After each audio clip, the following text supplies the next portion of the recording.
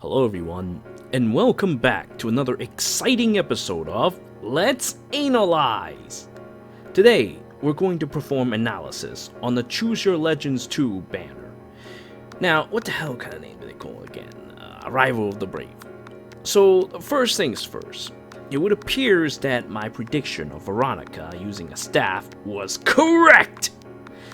I knew that colorless slot would be used for something like that, especially since they're now pushing these dumb colored bowls and ninja stars. The moment I saw her shadow in the Fey channel, I knew I had made the right call. Unfortunately though, she's not a new unit type like a flying medevac healer or an armored healing tank. But cavalry healers can be pretty damn scary in of themselves. Still, I would have preferred flying, as that'll give me the freedom of movements to do the horrible things healers do. But enough about that, let's go over her skills. Her staff is pronounced Hoofskoff, or something like that, if I'm not mistaken. And this wonderful little toy basically stole everything that made Soft of any relevance and sucked it into herself. She then applies the usual healer shenanigans, bypassing enemy counterattacks outright, and apply her powerful buff-debuff actions, creating a difference of 8 stats to all on the battlefield. Now, this here is especially deadly when paired with units such as Guntra, who absolutely loves toying with debuffed units. With this, Veronica became a commander-type unit on the field, with the ability to bend the battlefield to her will with little drawbacks as opposed to Trilemma.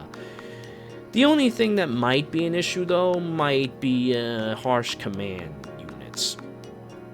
But anyway, while the staff is indeed strong, it doesn't quite have the oomph in debuffs such as Fear Plus or the preemptive uses such as Ploys. What's worse, with tactics being a thing, she can't quite buff as hard either. So the best way to utilize this staff to its maximum potential is to have your allies run many in-battle buffs like wards or drives or spurs instead. Although those are weaker in strength and require your units to stay next to each other, which is trouble in of itself. Not being able to preemptively buff either until Veronica makes a move is also kind of iffy. Since units have to be near her when she buffs, it's actually more awkward to use than it looks, especially for a cavalry healer. You gotta make sure that your allies are in the right spot to get the full effect of this tool, all without putting yourself in danger, as Veronica herself is pretty damn frail. That said, with her stats the way they are, her mounted healer BST is spread really thin, and as such, Veronica is vulnerable to getting one-shotted. Now, she does have a super boon in HP, which actually might not be so bad, because Veronica is pretty fast as she is, and that would give her much-needed survivability on top of going up to the next BST bin, if you care for such things. But in general though, I'll probably still stick with further improving her base speed, just like I did with the Demon Maria herself. But if you end up getting plus HP for IVs, don't fret, because it's not as bad as it looks. Really unfortunate though that Veronica will be one of the few healers that cannot ploy whatsoever, but this is leagues better than Maribel, who has half-ass res and have no defense whatsoever. Alright, so next on her bag of tricks is the Windfire Bomb. Now I'm not sure if that's inheritable, I do see a plus after it, but it is certainly an interesting skill. Now, you know, I've been thinking about this even before this CYL. Like, I've been secretly hoping that there might eventually be a staff, like a Slayer staff, that I can use to spam skills such as the aforementioned Windfire Bomb whenever I please, and fully control the map, as it is a serious map-wide buff. Alright, so imagine its application in rival domains and Grand Conquest, and suddenly you realize why this is such a terrifying skill. Still, I suppose, time this skill right, and you can instantly change the course of an entire battle. You don't really need a slaying staff or anything like that. Time it right, and 6 attacks and 6 speeds for your entire team all over the map is serious business. Finally, she carries Close Guard 3. Now, I find this particular toy to be stronger than Lucina's Distant Guard because there's a heavier melee bias in the upper tiers of the arena. This thing is especially great on Veronica when she supports mixed teams, which is her speciality. Now, my conclusion of Veronica is that she's a strong all-round healer who's optimized for speed. She can't ploy, but the way her stats are currently set up makes it a bit of a...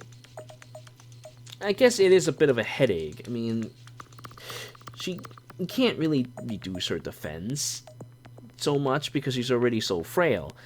But I suppose proper use of her stat, along with support of her teammates, should be able to make up for it. I mean, she is a commander-type unit, after all. Okay, so next up, we have Ephraim. Now, Ephraim... Now that's a fun armor units who share the same stat line with the most current power creep armor units. Except, I guess, without the 44 attack super boon at the very least. Not that it really matters all that much since he gets the +3 attack on his Garm. Now Garm is a pretty straightforward weapon, much like how Ephraim usually is. He just loves hitting twice. Now, give him an easy buff or two, and he'll be hitting twice. It is such a disgustingly good weapon that it's almost boring. I mean, hell, he can even provide for himself thanks to Armor March. And if that's not enough, you can always just equip armor boots. This weapon is crazy good, man. If you use Warrior Fighter and Quick Repulse, you can also emulate OG Hector's All Breaker, covering his otherwise easily doubled self. This is a weapon both on offense and defense. Of course, you may not even need to go to such lengths because of his wonderful skill, Special Fighter. Now this skill makes you special.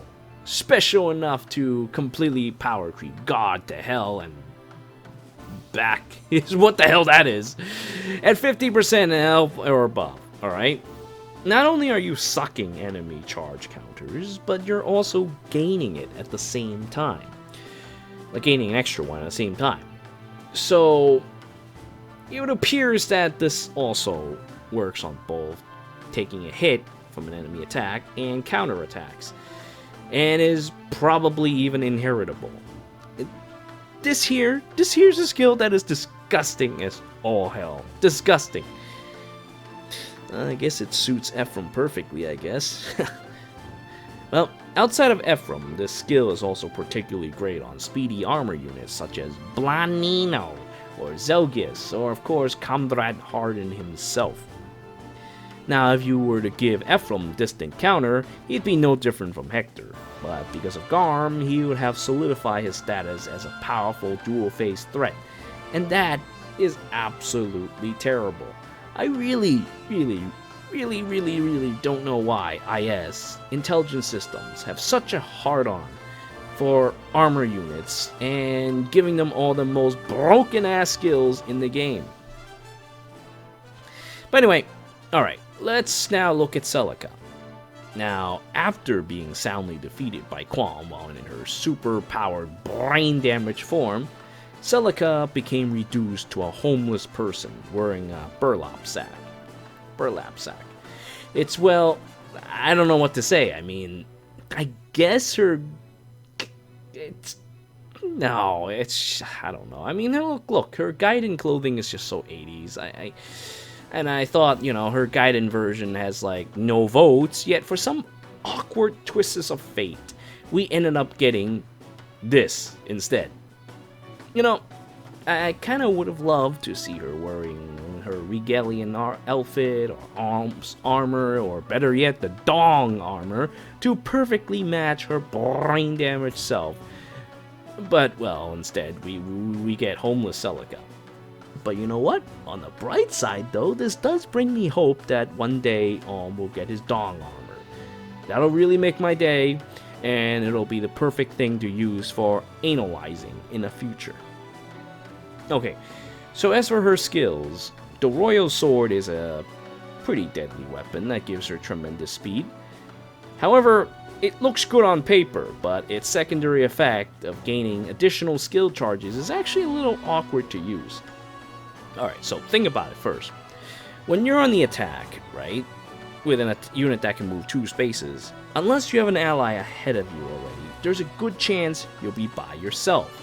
So you could end up losing initiative unless you sometimes move your allies out of position to meet this requirement. This is the same problem that Veronica's staff has, by the way. So of course, now this isn't such a big issue on the enemy phase where the enemy comes to your cluster of units. However, her B skill, the Double Lion, that her body learned after fighting Quam, doesn't quite work on the enemy phase. But that's perfectly fine, because of how garbo her pref weapon is. She actually has one secret advantage that doesn't have. She can quad with a fire sweep sword. Now, if you're willing to toss away her royal blade, then you have a ridiculous attacker who can just chop away at her enemies with no consequence whatsoever. Now, I mean, Celica is fast. Like, really, really fast. Having a base speed of 39, or 42 if you count the blade, she can reach astounding speed, allowing her to quad far, far more easier than Now, if you were to use a slaying edge, her Quadra-Lion will allow her to use 3 different secret techniques. If she uses Gale Force, she gets to use Octo-Lion after her first 4 attacks. Now, if you use Dragon Fang, you get to unleash the patented blue-destroying Lion's Roar! Or you could just use the simple but deadly double Moonbow at the end of her attack string. Now, she also comes with her own Power Creep Deathblow 4. I hate this skill, to be honest. I really do. Yeah, I mean, sure, yeah, it makes Halloween Jacob and Reinhardt better, making the true winners of Choose Your Legends. But just think about this, alright? Just think about the precedents this is setting for the future. Eventually, our old skills are looking that they're going to get power creeped, and we will need to summon new units like this Celica to make up for it. So unless we have a skill refinery down the line, this is an absolutely horrible thing to behold. There needs to be something to make up for it, you know, like that weapon refinery. But anyway, with this skill, she can now dish out a deadly +8 to her Double Lion, and since she's fast enough as she is, she probably won't need life and death like Quam unless she's fighting some fellow speed demons such as the aforementioned Quam or Aira or Carla and the likes.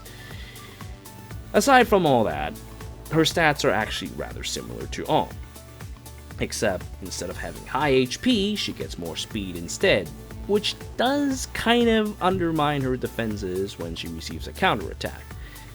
Compared to Quam, though, she does loses her B slot as a result, so she's even weaker to enemy counterattacks if she can't finish them off, unless Guard becomes a seal down the line, or if she's not using a fire sweep sword. On top of not being able to cut down dragons like a hot knife through butter, she trades the raw destructive power that Quam has for finer techniques, like the ones that are just described. All in all though, she's a great unit, but it is truly unfortunate that Homeless Celica is once again a red unit, and competing with to boot. Exactly what I have feared in my earlier speculations. Until gets an ult, it would seem that these two are just simply not destined to be together in this game. Alright, and finally we have Hector.